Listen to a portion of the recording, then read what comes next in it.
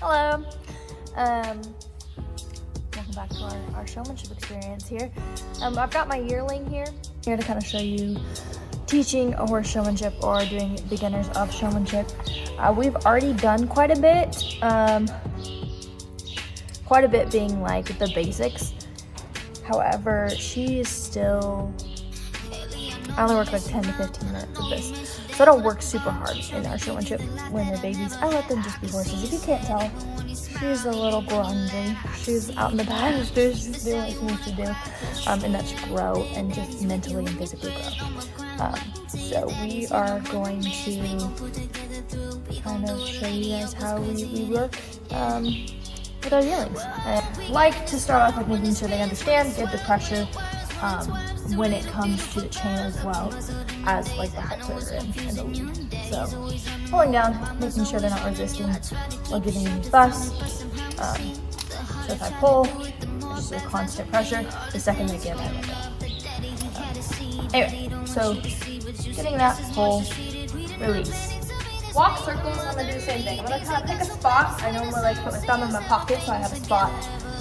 Basically, she understands pull and release.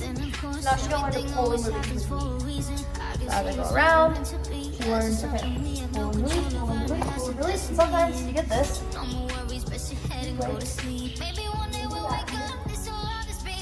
Again, you're seeing kind of raw, real.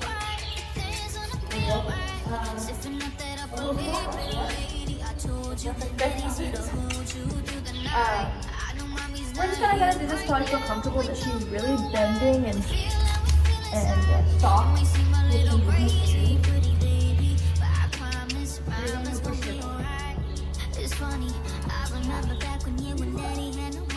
So I'm just gonna adjust these of mine.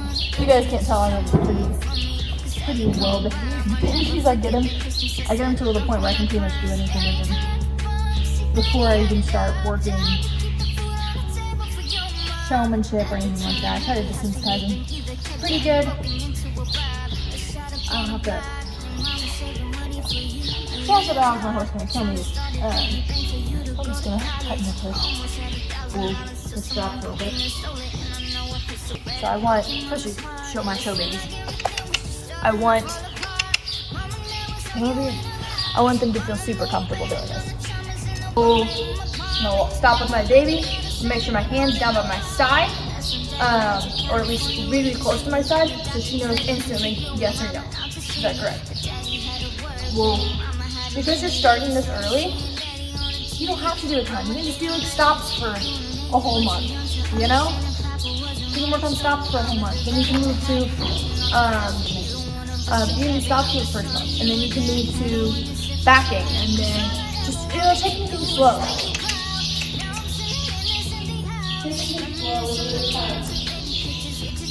Working with the horse at its pace that it needs to work at. Oh, so sorry, strand my spur. So I'm gonna say whoa. I'm gonna say I'm gonna ask it to back. I'm gonna step in front just for training purposes.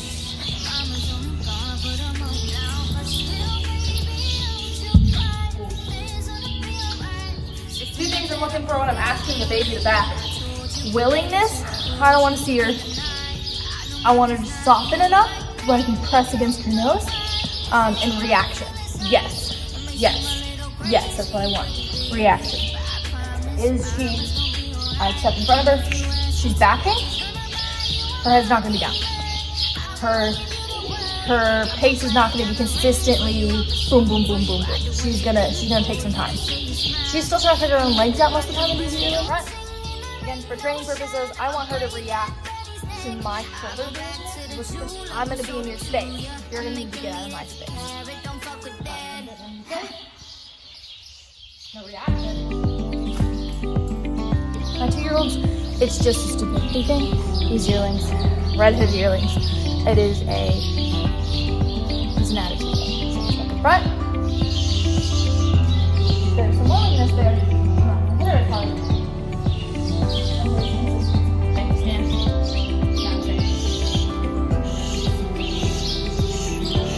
Incredibly willing that time. In the sense she was soft every time I pressed her, her feet moved. Every time I pressed her, her feet moved. Her head may be up. but I'm okay with that because I want her weight to be balanced. And if I'm putting her head down this early in showmanship, she's probably not balanced underneath. She doesn't have those muscles to really allocate it to the back underneath the back, you know? So there's backing, setting up. I hate teaching setting up. It is a mind game the entire time. I realized you couldn't really hear me that far away because of all the birds in my barn, but I'm explaining how I use different cues for the front feet and the back feet. For the back feet, I use a cluck sound, and for the front feet, I use a sound. My horses can tell the difference. I can't a ton most of the time, but they're really good with it. And doing this technique helps them set up a little bit faster and learn which foot I'm trying to navigate where. I'm also in this clip going to show how I make sure that they are calm from both sides and me shifting from both sides, loving on them, and so on and so forth.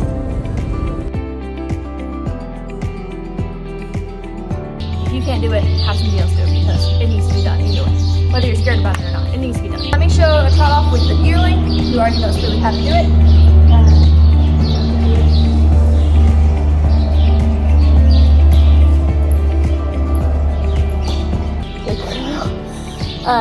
When you're doing your trot offs, it's a lot easier if they already know how to lunge.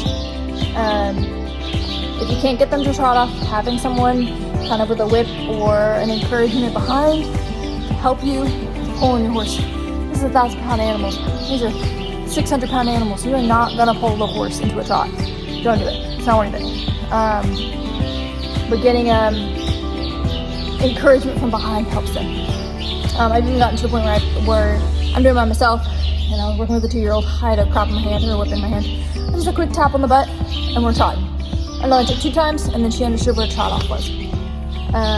So then, trot offs, the teacher stops, and your transitions from the get-go, clean, crisp, boom, we're down, we're walking.